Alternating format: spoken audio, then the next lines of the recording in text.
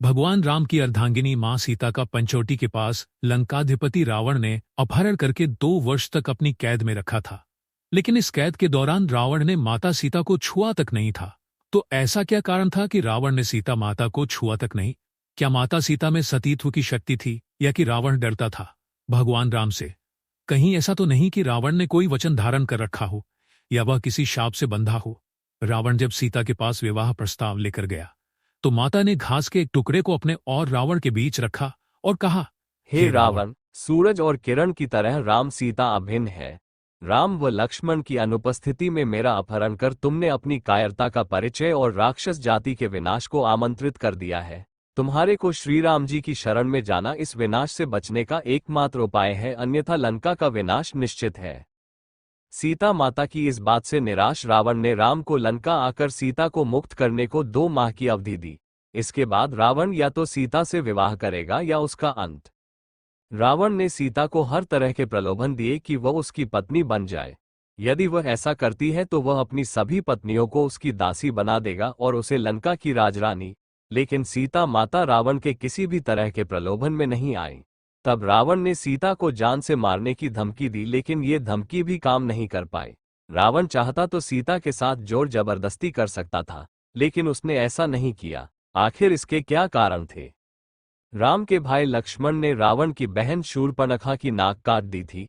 पंचवटी में लक्ष्मण से अपमानित शूर्पणखा ने अपने भाई रावण से अपनी व्यथा सुनाई और उसके कान भरते कहा, सीता अत्यंत सुंदर है और वो तुम्हारी पत्नी बनने के सर्वथा योग्य है।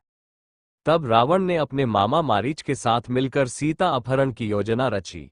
इसके अनुसार मारीच का सोने के हिरण का रूप धारण करके राम व लक्ष्मण को वन में ले जाने और उनकी अनुपस्थिति में रावण द्वारा सीता का अपहरण करने की योजना थी।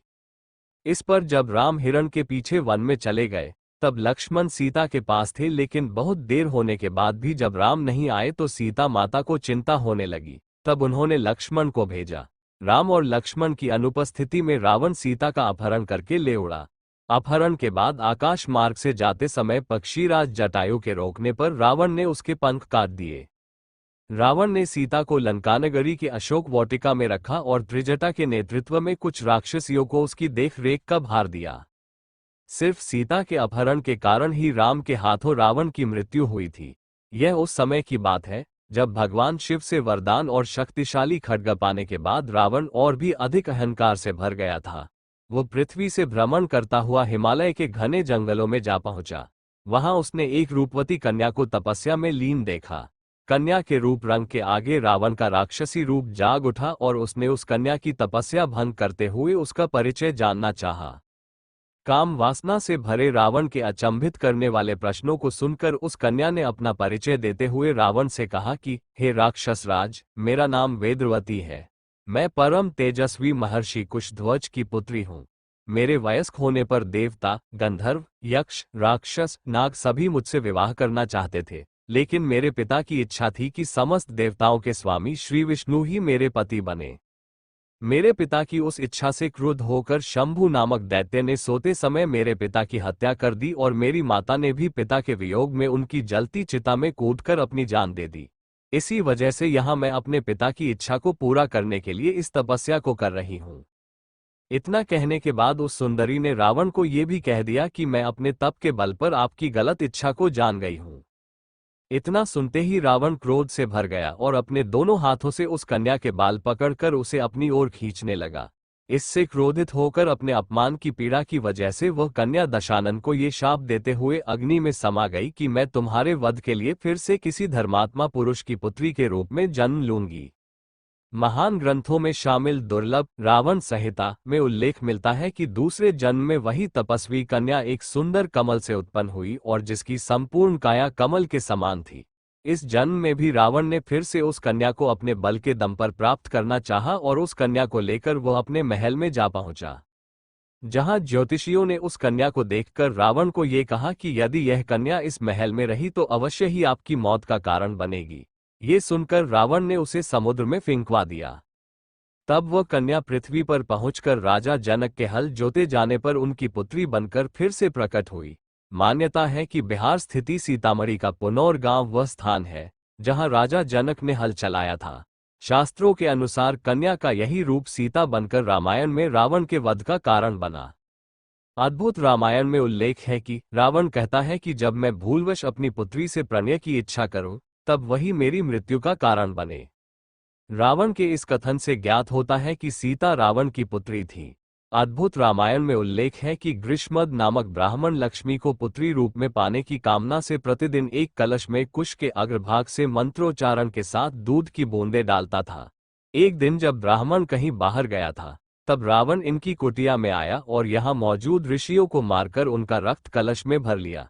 ये कलश लाकर रावण ने मंदोदरी को सौंप दिया। रावण ने कहा कि यह तेज विष है, इसे छुपाकर रख दो। मंदोदरी रावण की उपेक्षा से दुखी थी। एक दिन जब रावण बाहर गया था, तब मौका देखकर मंदोदरी ने कलश में रखा रक्त पी लिया। इसके पीने से मंदोदरी गर्भवती हो गई। लोक लाज के डर से मंदोदरी अपनी पुत्री को कलश में रखकर उस स्थान पर छुपा गई जहां से जनक ने उसे प्राप्त किया।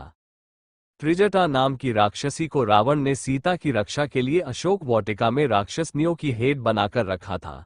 सभी राक्षसनियां सीता माता को डराती रहती थीं और रावण से विवाह करने के लिए उकसाती रहती थीं, लेकिन त्रिजटा धर्म को जानने वाली और प्रिय वचन बोलने वाली थी। त्रिजटा ने सीता को सांत्वना देते हुए कहा कि सखी, तुम चिंता मत करो, यहाँ एक श्रेष्ठ राक्षस रहता है जिसका नाम अविंध्य है। उसने तुमसे कहने के लिए ये संदेश दिया है कि तुम्हारे स्वामी भगवान राम अपने भाई लक्ष्मण के साथ कुशलपूर्वक है। वे अत्यंत शक्तिशाली वनराज सुग्रीव के साथ मित्रता करके तुम्हें छुड़वाने की कोशिश कर रहे हैं। त्रिजटा ने सीता को एक राज की बात और बताई, ये कि तुम्हें रावण से नहीं डरना चाहिए, क्योंकि रावण ने कुबेर के पुत्र नलकुबेर की पत्नी अप्सरा रंभा को काम वासना से छुआ था, तो रंभा ने क्रोधित होकर रावण को शाप दिया कि वह किसी पराई स्त्री के साथ उसकी इच्छा बिना संबंध नहीं बना पाएगा, और अगर ऐसा किया तो वह भस्म हो जाएगा। अन्य जगहों पर उल्लेख मिलता है कि रावण ने रंभा के साथ बलात्कार करने का प्रयास किया था, जिसके चलते रंभा ने उसे ये शाप दिया था। रंभा कुबेर के पुत्र नलकुबेर के साथ पत्नी की तरह रहती थी। रंभा नलकुबेर के संबंध को लेकर रावण अक्सर उपहास उड़ाया करता था। इसी शाप के भय से रावण ने सीताहरण के बाद सीता को छुआ तक नहीं था।